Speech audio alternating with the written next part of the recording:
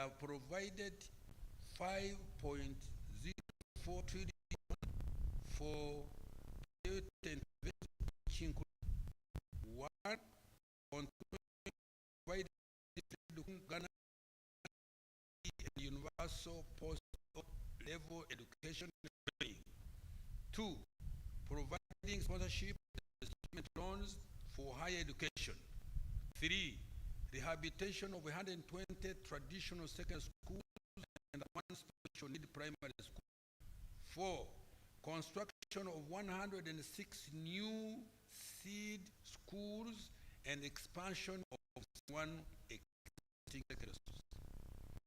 5, recruitment of more teachers and non-teaching staff.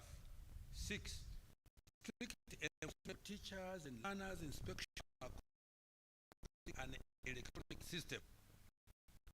7, providing textbooks and instructional materials to improve the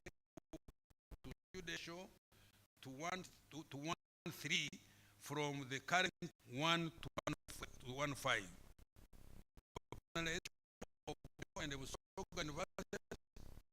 and the completion of the ongoing construction of study and training facilities ahead of Chan and as AFCON 27, as I've said before. Social protection, Madam Speaker, to keep our senior citizens healthy and to actively participate in socio-economic activities. Government has divided shillings 811 billion, benefiting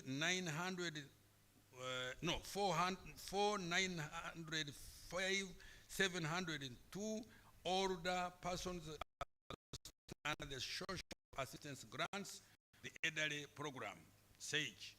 In addition, 1,741 older persons group enterprises have been funded with government grants worth 5.5 billion, benefiting 11,644 older persons under the Special Enterprise Grant for Older Persons Program, SEGOP.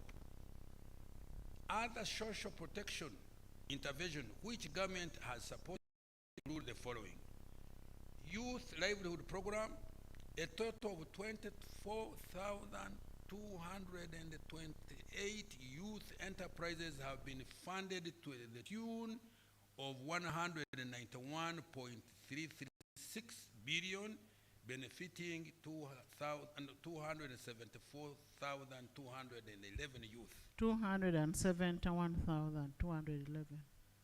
Not 274. I have read it wrong. Let me repeat. 271,211 youth.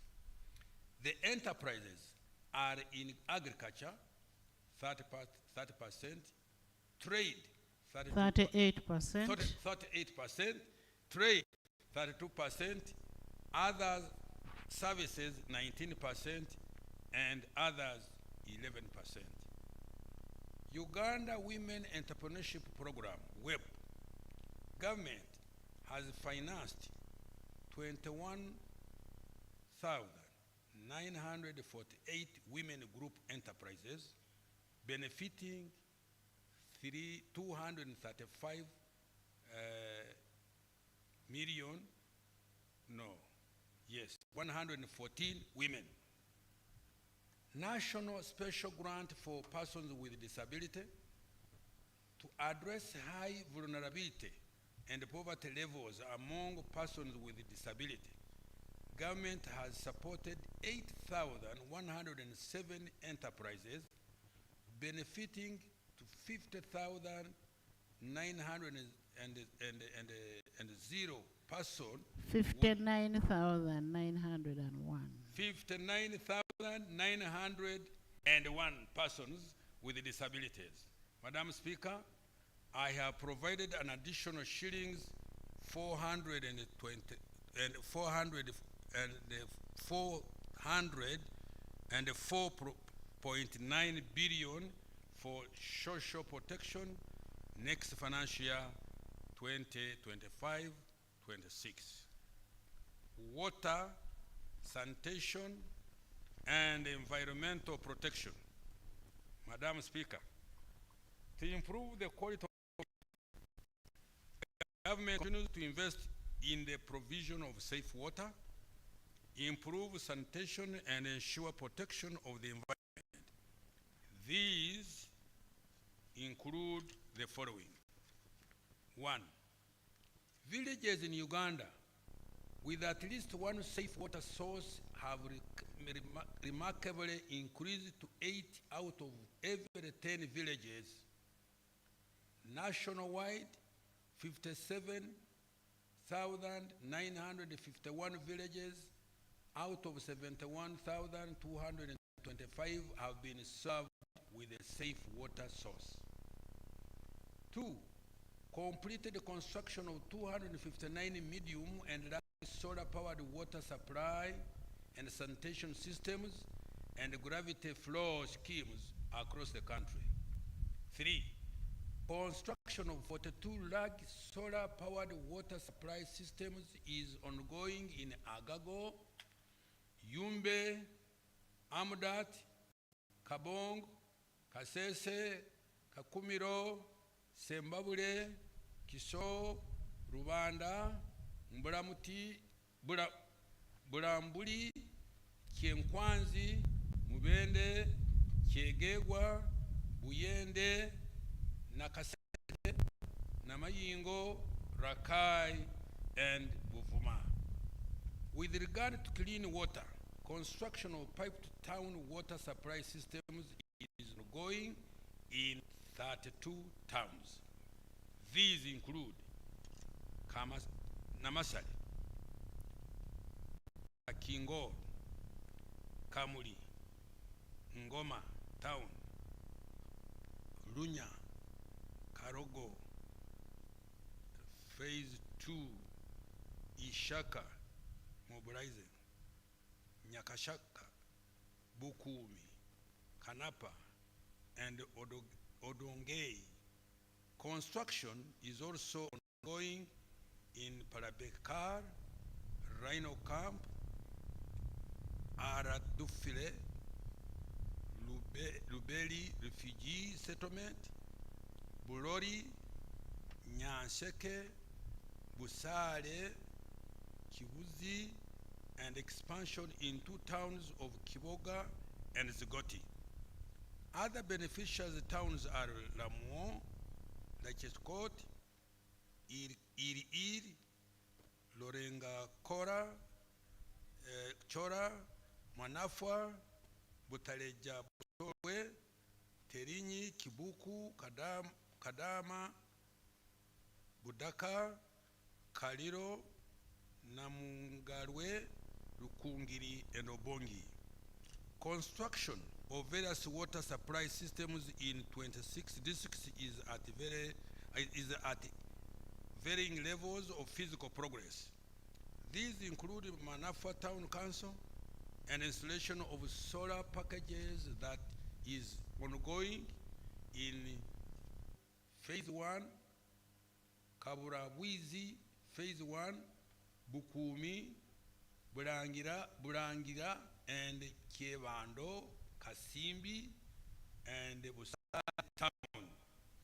Also, government is starting the development of new pipe-to-water supply systems in Rwanda, Kabale, Albetong, Nakasongola, Kamuli districts, among others. Madam Speaker, I have provided an additional shillings 366.1 billion next financial year for water resource management, climate change mitigation, natural resources, and environment. The priority interventions include construction of water supply infrastructure to increase service in the underserved communities in rural, urban, and refugee settlements, increasing rehabilitation and expansion of existing water, sanitation, and hygiene infrastructure, and increasing forest and wetland cover. Madam Speaker, overall, I have allocated a total of shillings 11.44 trillion next financial year towards investing in the people of Uganda through health, education, social protection, and water and sanitation. Now, wealth creation programs, Madam Speaker. Wealth creation programs have proved effective in integrating lower income Ugandans into the economy. As already reported, poverty and inequality have reduced thanks to the following opportunity equalizing initiatives that government has implemented. Parish development model. Madam Speaker, by 30th June this year, a total of shillings 3.3 trillion will have been transferred to 10,589 parishes across the country to transform the household still in subsistence during the money economy. Each parish gets shillings 100,000 per year. So far, the PDM funds have reached 2.63 million beneficiaries in all districts and the parishes. The beneficiaries have invested 45% of the money in cash and food crops such as maize, cassava, onions, bananas, and Irish potatoes, 36% in livestock such as piggery, goats, beef cattle, dairy cattle, and sheep, 12% in poultry, and 6% in other enterprises. These investments are changing the lives of Ugandans by boosting household incomes, enhancing food security, and creating employment opportunities at local level countrywide. Madam Speaker, PDM operations have been fully digitized to ensure secure and smooth flow of the government grants directly from the National Treasury to the beneficiaries. Government using the National Identification Number, NIN, and the PDM information system to identify the beneficiaries, the Wendy application to send the money, and the Zaidi application to monitor and ensure that the money goes to the right beneficiaries and that they are using it to finance the right enterprises.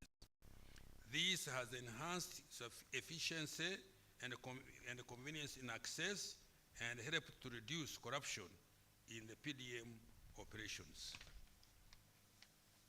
Effective next year, every parish will make use of the PDMs to prepare an annual report on the state of their parish economy and asset register, the SPIA report.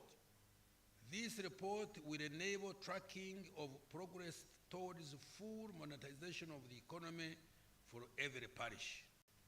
Madam Speaker, I have provided an additional 1.059 trillion next financial year 25-26 for further capitalization of the PDM. This will avail an additional shillings 100 million per parish for households that have not yet benefited from the PDM. Government has also provided money to pay for the bank charges to ensure that beneficiaries receive the full amount of shillings 1 million each. Government is also providing a grant of 500,000 shillings for persons with disability over and above the loan of 1 shilling million to cater for the additional access requirements. Madam Speaker, in order to add value to and guarantee markets for PDM outputs, government has stepped up investment in agro-industry through vertical and horizontal value addition. This is targeting production of higher value multi-input products such as nutritional foods, baby foods that use several products like milk, eggs, and maize, and fruits and vegetables. Now, agricultural credit facility.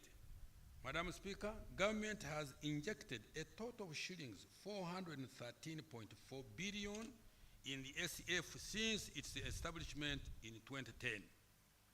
In a partnership with the participating financial institutions that match the government contribution, and acquisition of appropriate technologies to increase productivity. UDB has so far achieved the following. 1. UDB has provided shillings 2.45 trillion to 607 businesses engaged in commercial agriculture, agricultural value addition, manufacturing, tourism, hospitality, education, health services, creatives, and construction industry, and as at the end of December 2024. 2. Businesses supported by UD have created 55,553 jobs, generated out of value shillings 23 trillion, contributed shillings 944 billion in taxes, generated an equivalent of shillings 3.3 trillion in forex earnings, and shillings 3.15 trillion in profits for the private sector businesses supported. UDB has implemented special programs targeting small and medium enterprises and youth and women-owned businesses engaging in wealth creation. This has been done through business development and incubation services. In order to ease access, UDB is opening up regional offices and has supported wealth creation enterprises in 96 districts across all the sub-regions. Madam Speaker, I have now provided an additional shillings 1 trillion for UDB next financial year. We turn to Emyooga. Madam Speaker, in order to boost incomes of Ugandans engaged in specialized trades, Emyooga, particularly in urban and peri-urban centers, government has so far provided a total of shillings 660 billion. This has benefited a total of 2.4 million Ugandans in creating 471,000 jobs and kick-starting a new local economy in value-added enterprises such as winemaking, carpentry, coffee value addition, metal fabrication, tailoring, artisanal products, mechanics, women in markets, restaurants, and services like hair and beauty salons and transport, among others. Madam Speaker, I am providing an additional 100 billion Uganda shillings next financial year to support more Emyooga enterprises as off-takers of PDM outposts. Following enactment of new TVET Act, government will support certification and issuance of practicing permits to competent practitioners benefiting from the Emyooga program. Small Business Recovery Fund, Madam Speaker. This fund was established to support small businesses which were affected by COVID-19 to recover with an initial capital of 100 million shillings, to be matched by commercial banks and other financial institutions. The funding from the SBRF has enabled 3,496 micro, small, and medium enterprises to recover from the effects of COVID-19, saving over 26,672 jobs in the sectors of trade and commerce, hospitality, and education and construction. Madam Speaker, in order to accelerate full monetization of the economy through various wealth creation programs, I have provided shillings 3.05 trillion next financial year, 2025/26. These funds are going to be passed. 2.3 trillion. Next it is financial. shillings 3.05 trillion. These funds are going to be passed on to Ugandans in wealth creation through PDM, shillings 1.059 trillion, Emyooga, shillings 100 billion, UDB, shillings 1 trillion, Uganda Development Corporation, shillings 187.1 billion, and the Agricultural Credit Facility, shillings 50 billion. Others include growth opportunities and productive for women enterprise, 231.3 billion, investment for industrial transformation and empowerment, shillings 275.1 billion, presidential zonal industrial hubs and skilling initiatives, shillings 58.5 billion, to turn youth into manufacturers, and support to microfinance, shillings 48.5 billion. Agro-industrialization. Madam Speaker, the innovations in agro-industrialization this year and next financial